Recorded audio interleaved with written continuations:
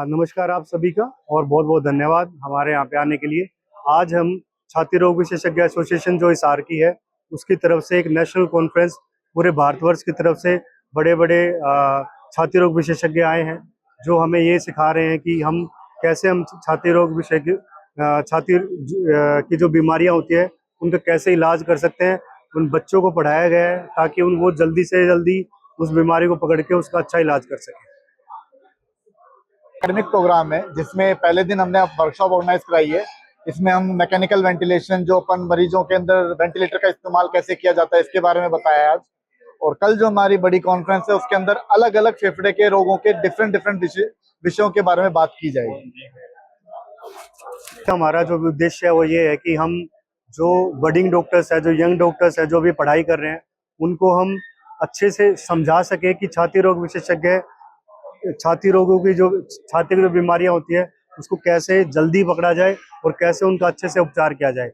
Ventilator जो होता है एक बड़ी मशीन होती है, जो कोई सांस की दिक्कत होती है पेशेंट को, उसमें हम वेंटिलेटर का यूज करते हैं। तो वो एक जटिल मशीन होती है, उसको कैसे हम यूज कर सकते हैं और कैसे हम मरीजों की सेवा करके उनका भला कर सकते हैं, ये आज की वर्कशॉप में हमने सिखाया है।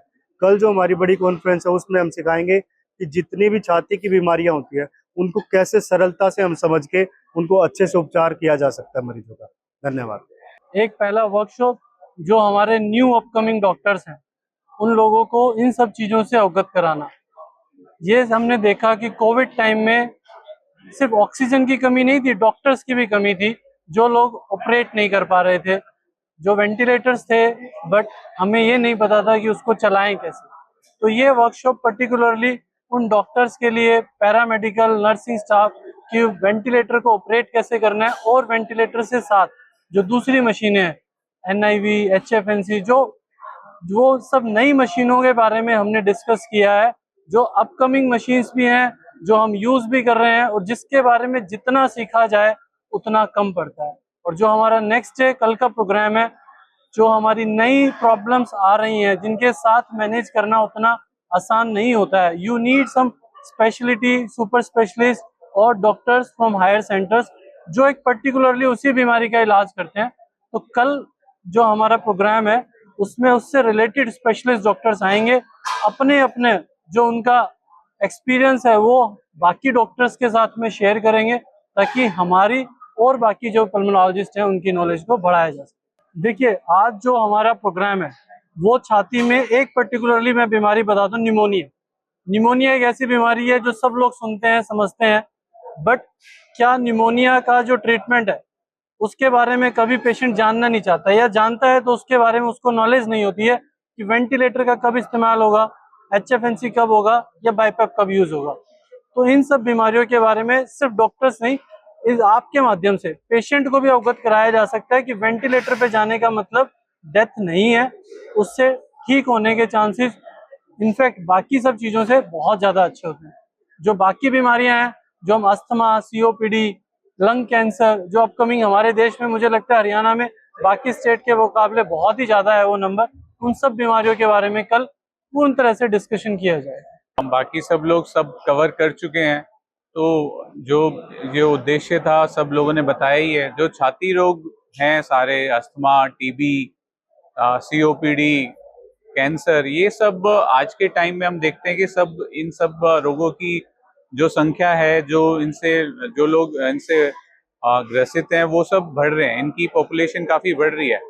तो इनसे डेथ भी बहुत लोगों की होती है, इनसे मोर्टेलिटी भी बहुत लोगों की होती है।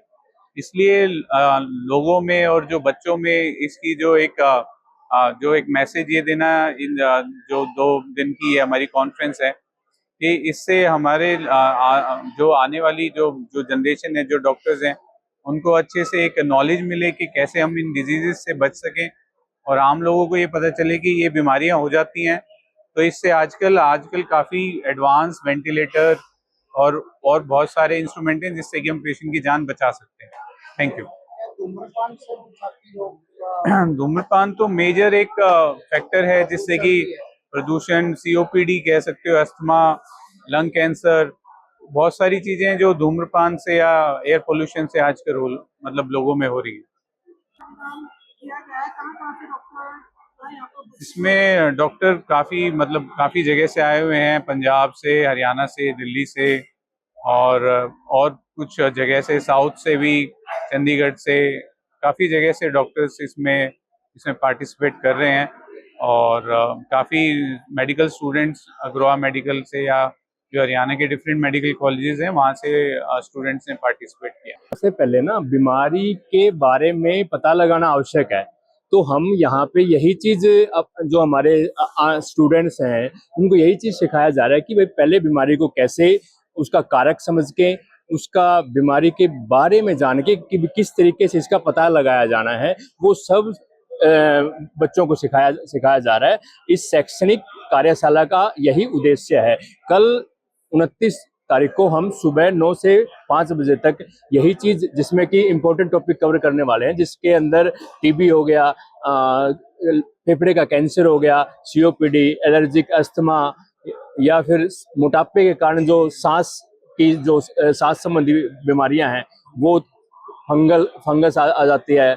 तो उन सभी बीमारियों का किस तरीके से उपचार है, किस तरीके से नई तकनीक से हम मरीजों की जान बचा सकते हैं उनका यूज करके, वही सभी चीजों को हम अच्छे से सिखा रहे हैं, सब बता रहे हैं। और बच्चों को जैसे दूर दूर से आए हैं, पंजाब, हरियाणा, बॉम्बे, दिल्ली, देश के कोने कोने से विशेषज्ञ इनको अच्छे से शैक्षणिक एक वातावरण प्रदान कर रहे हैं, जिससे बीमारियों को जल्दी पता लगाने में बहुत उनको